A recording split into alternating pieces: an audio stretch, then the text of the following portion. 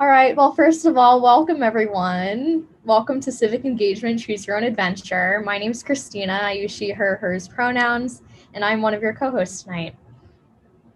Sarah, Anusha, would you like to introduce yourselves?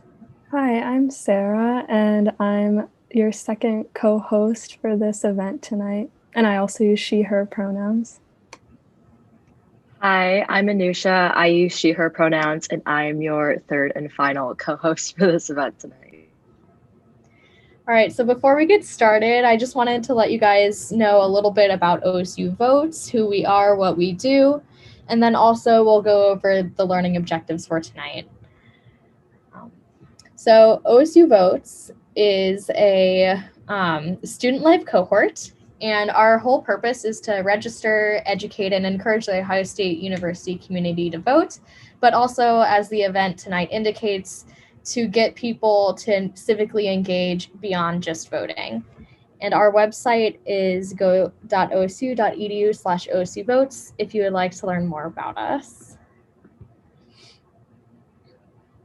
All right, so tonight we have three big takeaways. First is to understand the various levels of civic engagement. Second is to know how to meaningfully engage with oneself and others in pursuit of your own civic goals. And third and finally is to learn about different tools of civic engagement.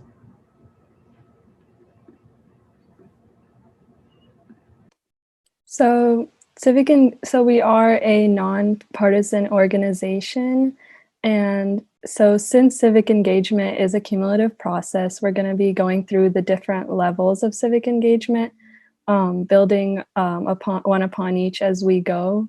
And we want to help provide you with the tools you need to pursue whatever civic goals you may have. And please use these tools in whichever ways you feel comfortable.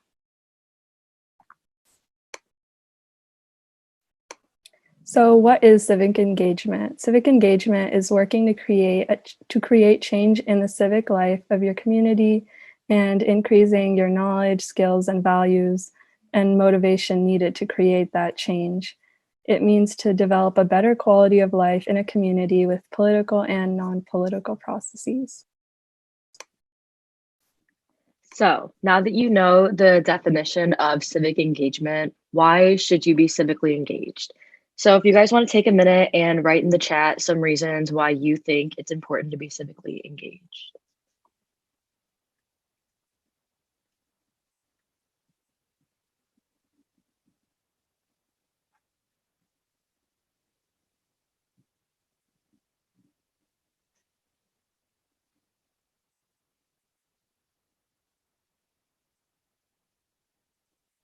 I like how a lot of you guys are saying like community and social issues. I feel like that's a big part of civic engagement.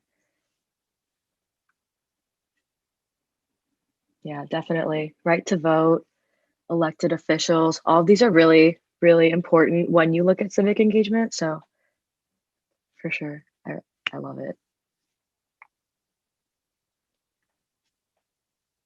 So some of OSU Votes' thoughts on why you should be civically engaged are to know what politicians support the issues you care about. Obviously, a big part of civic engagement is voting and like voting for elected officials. So knowing what issues are important to you and how your elected officials feel about those issues is really important. Also, being able to spot false or misleading information. It's really important on your issues and your focus on the issues that you care about. Overall, it's helps to be an active and engaged citizen. And in order to be an active and engaged citizen, you have to stay up to date on current events in the US as well.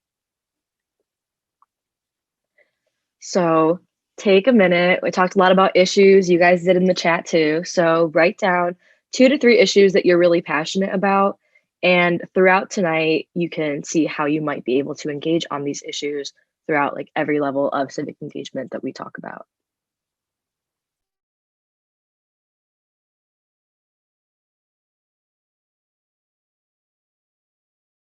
Oh, you don't need to put these issues in the chat. You can just like think about them. Yeah.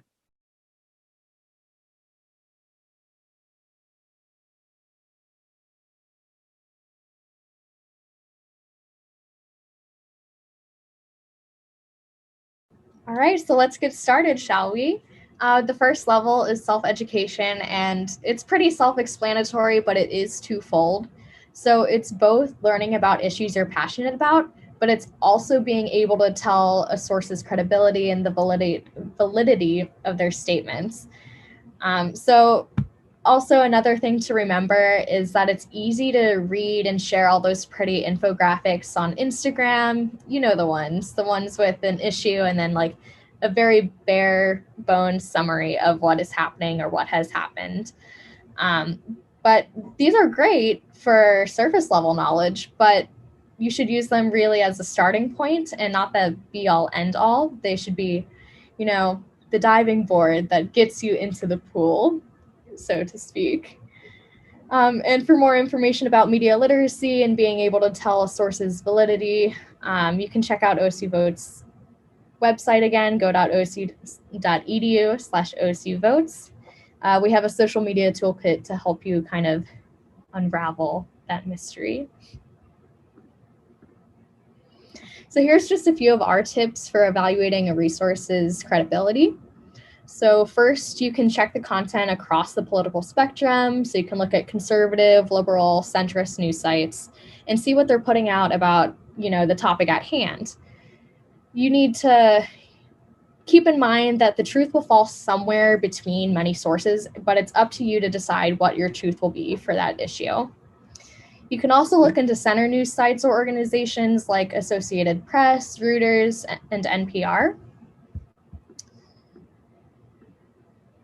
Some other stuff you can do is looking at foreign sources like BBC, but these sources do still have biases, but they're not necessarily along party lines like they are from American sources. And lastly, our last tip is to investigate your particular issue on All Sides, which is a really cool website that compares left-leaning, right-leaning, and center sources all right next to each other, so you can see what everyone's saying about the topic at hand.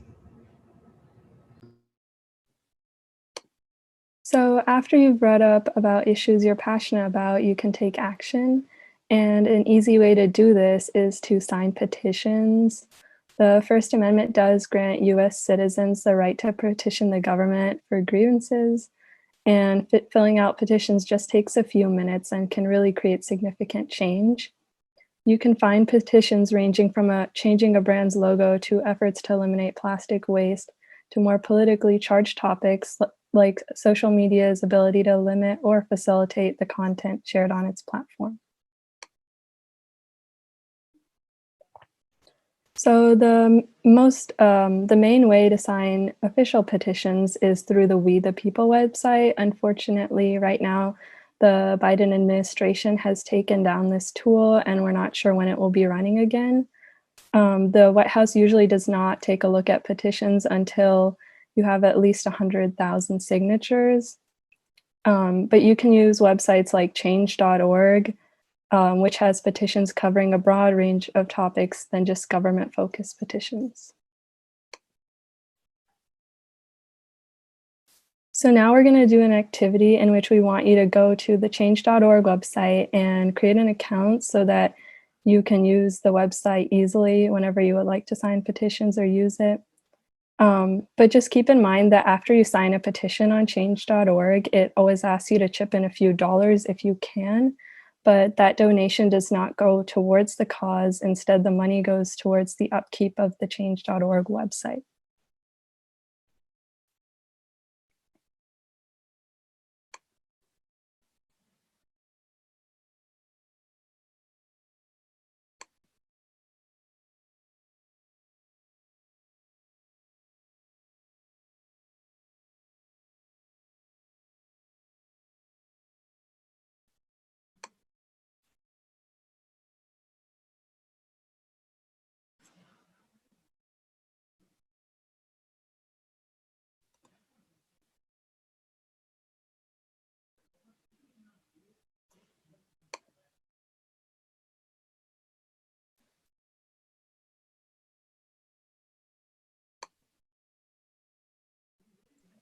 So One way that is a little more direct than signing petitions is contacting your government representatives directly.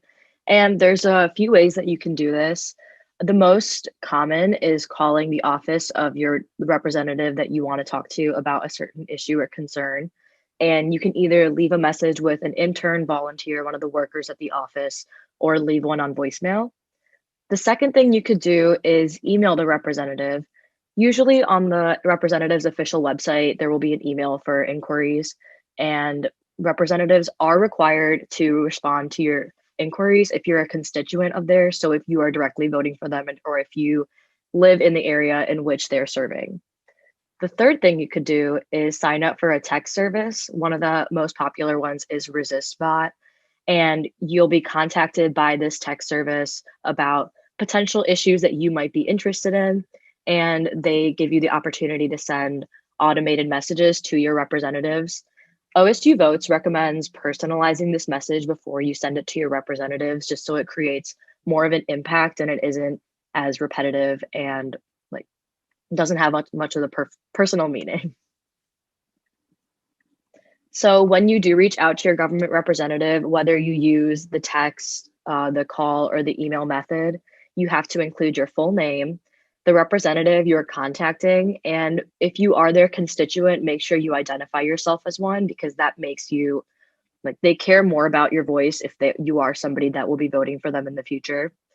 Make sure you talk about the issue in which you are contacting them for, and a little bit of maybe like a paragraph about why you have this belief on this issue, why it's so important to you that you are contacting them about it. And if you are calling, make sure to be kind to the person taking your call. The staffer or the person that you would talk to is just taking a message. They are not your representative.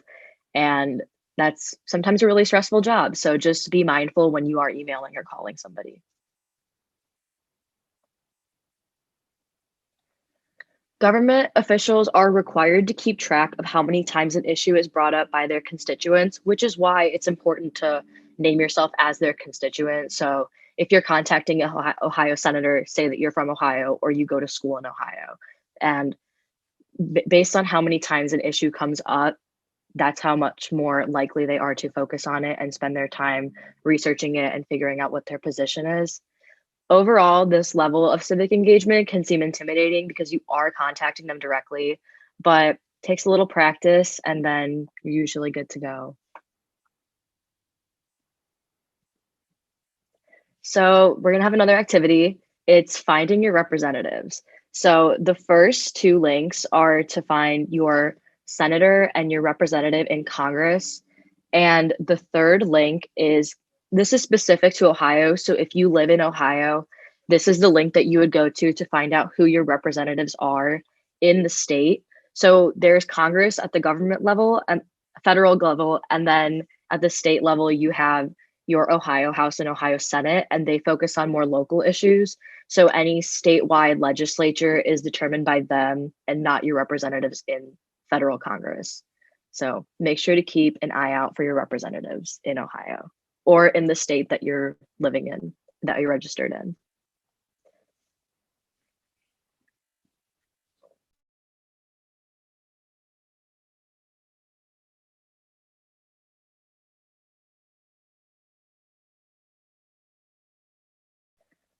Also, if you want to, you can drop your senators, representatives, Ohio representatives in the chat so you can see where everybody's at.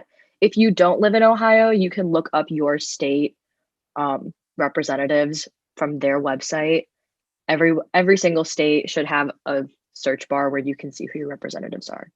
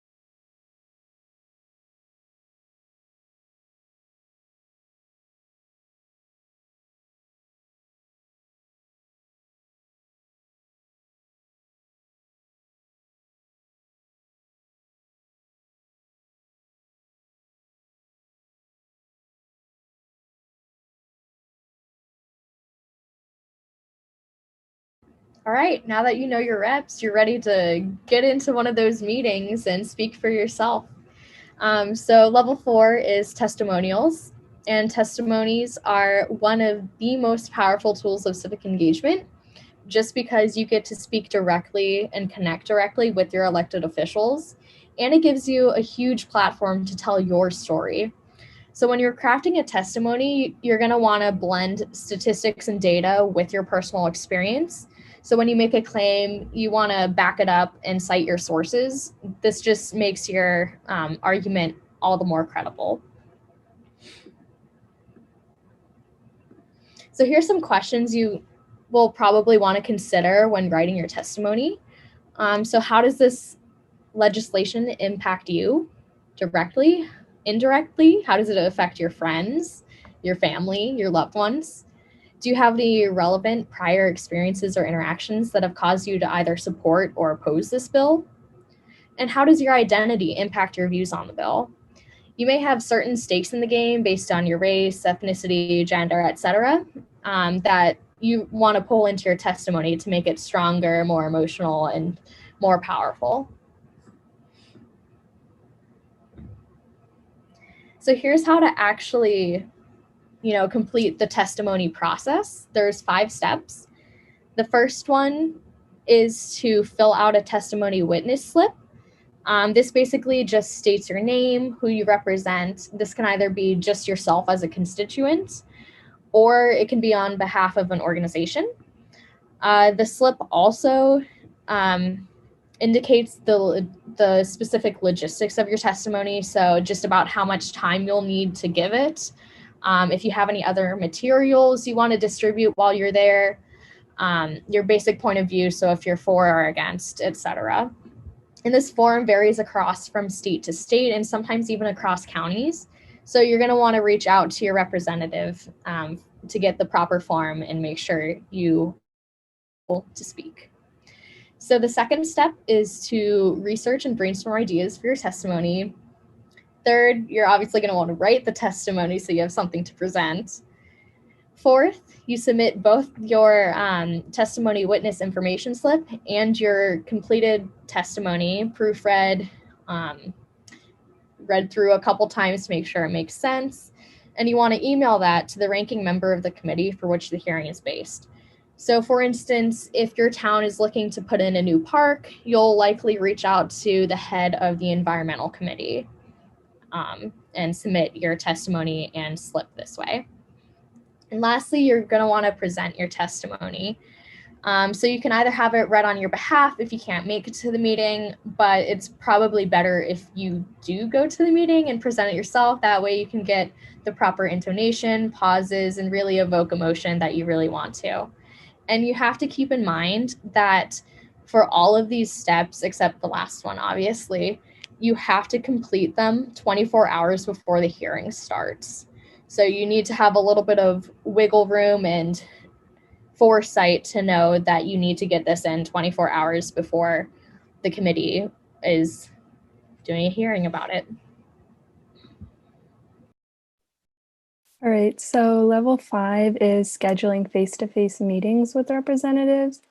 And so the first step is to make sure you're setting up a meeting with the correct senator or representative, like we talked about with the 2 links, and we sent those in the chat. And so you can just click on you can find their official website by clicking on their names.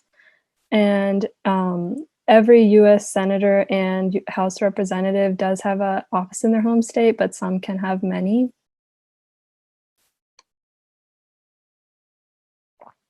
So the steps are, of course, to first check who your senator or representative is, find the local office you would want to go to, and then contacting your representative's office to set up the meeting. You can either call and leave a message or email them using the provided contact information on the official's website. Always make sure to confirm the appointment and send a thank you message after the meeting with them as a courtesy.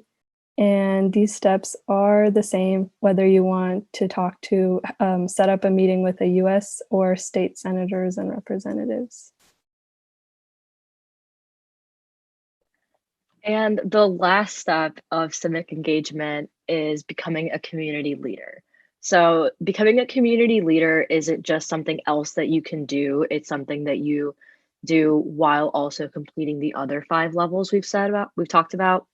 So, community leaders embody all of the aforementioned levels and they also take on new responsibilities.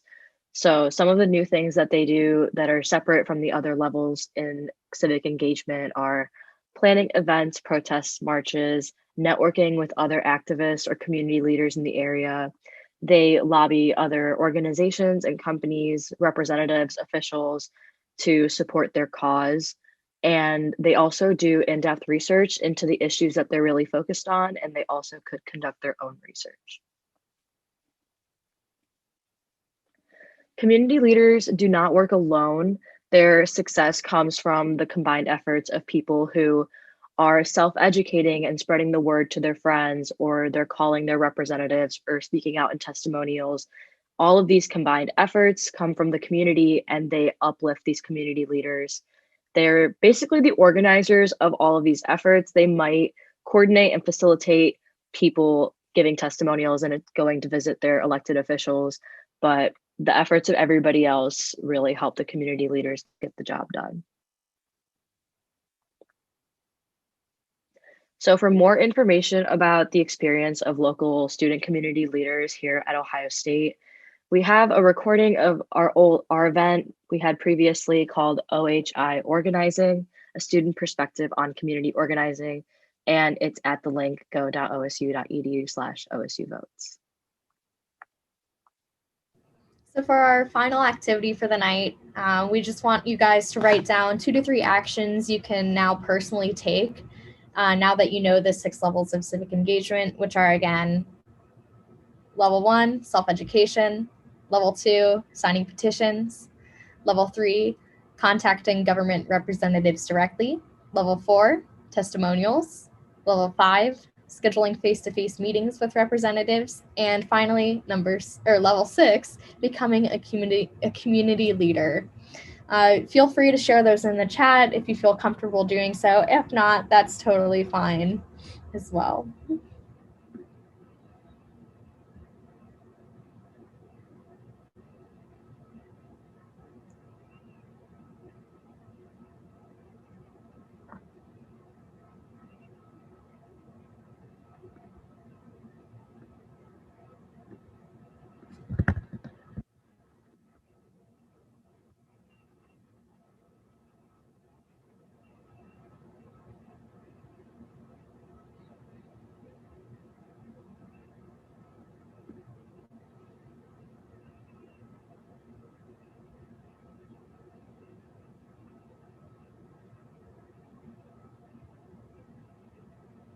Yeah, these are all really great ideas. It's important to know state and local government stuff because too often the federal level is the main focus when really, arguably, state and local stuff affects you more. So, great idea.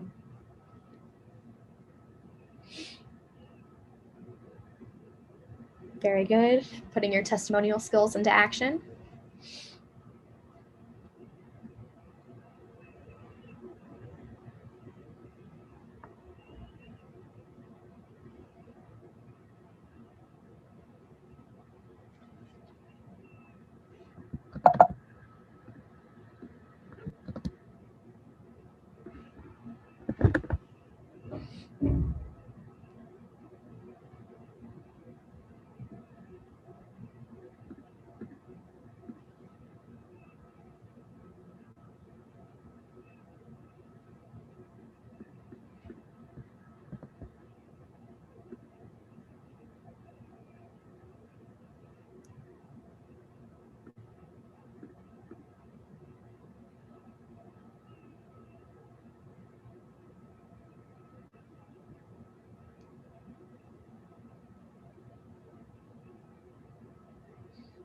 Yes, Sarah.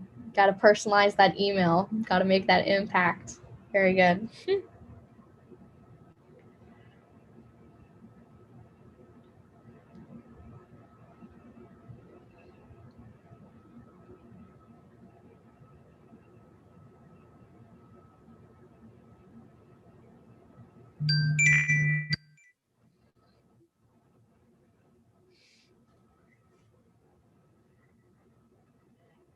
right, so with that, does anyone have any lingering questions?